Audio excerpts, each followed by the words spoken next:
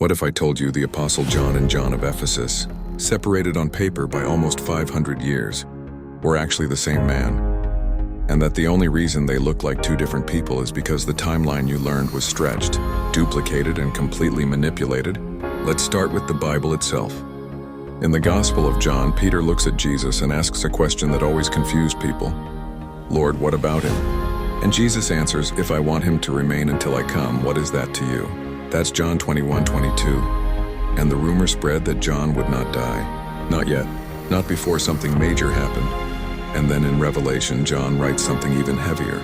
He calls himself a brother in tribulation, not a brother in suffering, not a brother in persecution, a brother in the tribulation. That's a very specific term. The same tribulation he describes in the vision. So the Bible itself gives you two clues. John will live longer than expected, and he will live into the real tribulation. Now here's where history gets interesting. There is a man named John of Ephesus, living in the 6th century, right during the darkest years humanity ever recorded, the year 536, and when the sun went dim, crops failed, plagues exploded, and cities collapsed. And what does John of Ephesus write about? Tribulation, darkness, famine, signs in the sky, the world failing, the exact themes the Apostle John wrote about. But instead of connecting the dots, historians separated them by almost 500 years. Why? Because the timeline itself is not stable, and Ephesus is the perfect example.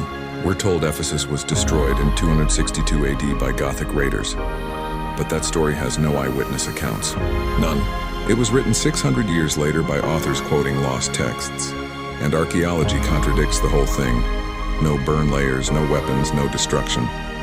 Just earthquakes, famine, plague, and the same environmental collapse that hit the world in the 530s.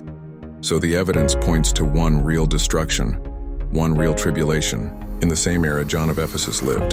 The same era John the Apostle warned about. So ask yourself, were they really two different men, 5 centuries apart?